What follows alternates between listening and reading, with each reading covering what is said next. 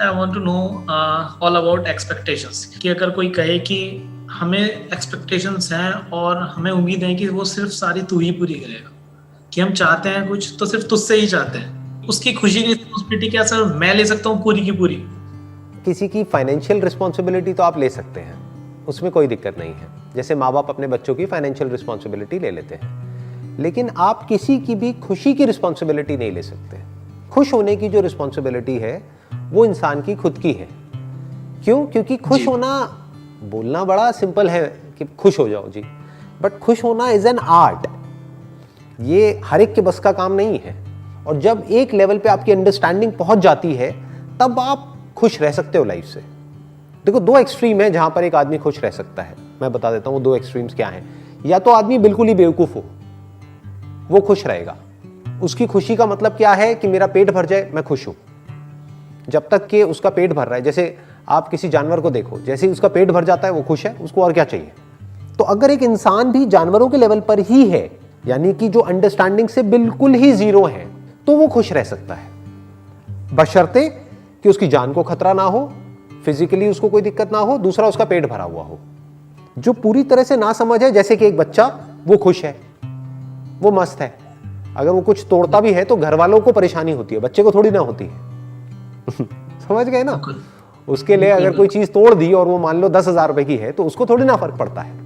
उसके लिए क्या 10,000 और क्या 10 लाख, समझ गए? बिल्कुल। तो बच्चा मस्त है। क्यों? क्योंकि बच्चा ना समझ है। या फिर कोई बहुत ही समझदार आदमी जिसने जिंदगी को बहुत ही गहराई से समझ लिया है, वो मस्त है। बीच में जो लोग हैं वो सब फंसे हुए हैं, और 99.99% लोग बीच में हैं, जो हैं बेवकूफ लेकिन समझते खुद को समझदार हैं। अब ऐसे लोगों का क्या इलाज है? क्योंकि जो समझदार होगा वो कभी भी सामने वाले से कुछ एक्सपेक्ट करेगा ही नहीं, या उतना ही एक्सपेक्ट करेगा जिसमें आपको भी दिक्कत नहीं होगी। बिल्कुल सर। जो आप आसानी से पूरी कर सको। फॉर एग्जाम्पल, एक मछली है तो मैं मछली से इतना ही एक्सपेक्ट करूंगा कि वो पानी में रहे और आराम से तैरती रहे, तो मछली को भी उसमें कोई दिक्कत नहीं है। जहां मैंने मछली से एक्सपेक्ट किया कि तू हवा में उड़ के दिखा, तो मछली के लिए भी प्रॉब्लम है, मेरे लिए भी प्रॉब्लम है। समझ गए ना? तो ये दुनिया बेवकूफों से भरी है। ना समझ बेवकूफ नहीं है, ध्यान से समझ लेना। एक बच्चा बेवकूफ नहीं है, बच्चा ना समझ है। बेवकूफ वो है जो खुद को समझदार समझता है लेकिन है एक्चुअल में ना समझ।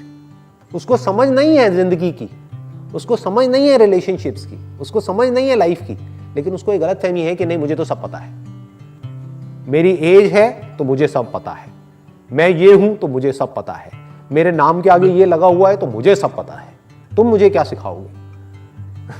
यस सर, ये है ना प्रॉब्लम। सर।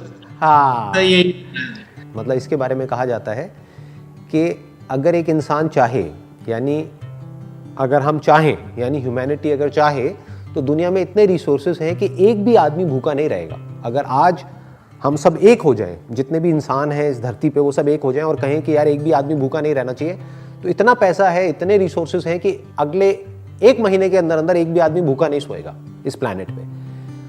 तो पेट सबका भरा जा सकता है, लेकिन एक्सपेक्टेशंस किसी एक की भी पूरी नहीं करी जा सकती। लाइक सर, जरूरतें पूरी हो सकती है लेकिन जरूरतें पूरी दुनिया की पूरी हो सकती है।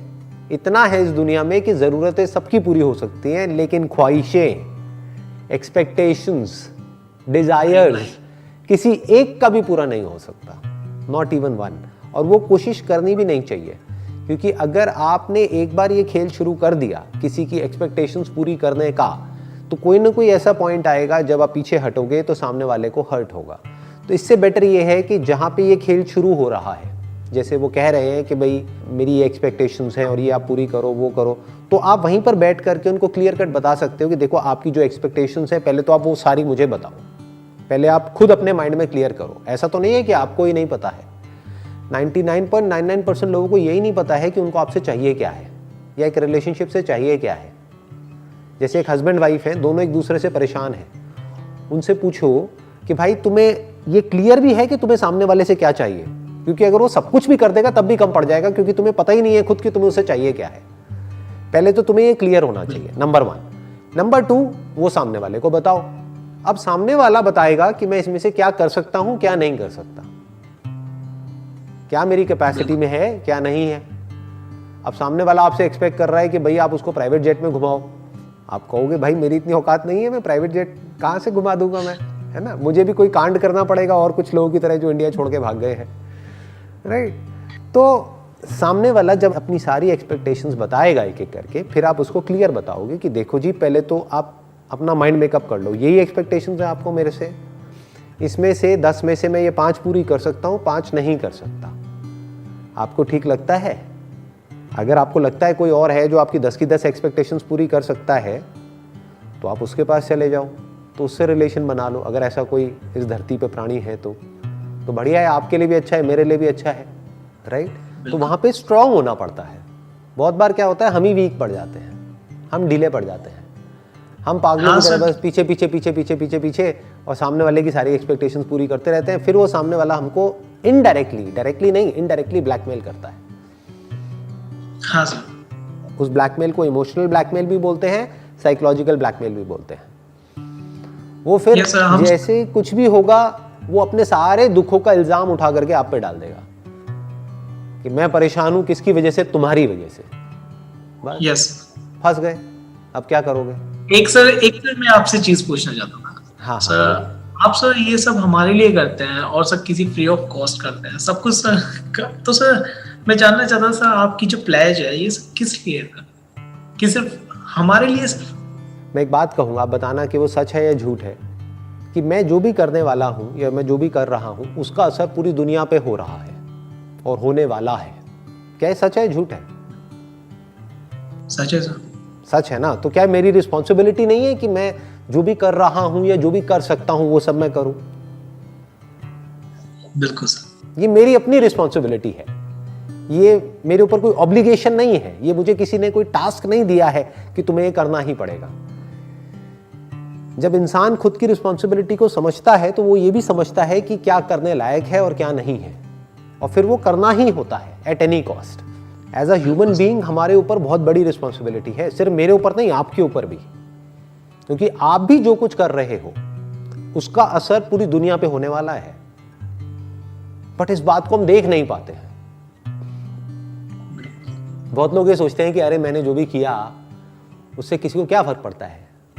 यस सर, है ना, हाँ, अरे फर्क पड़ता है।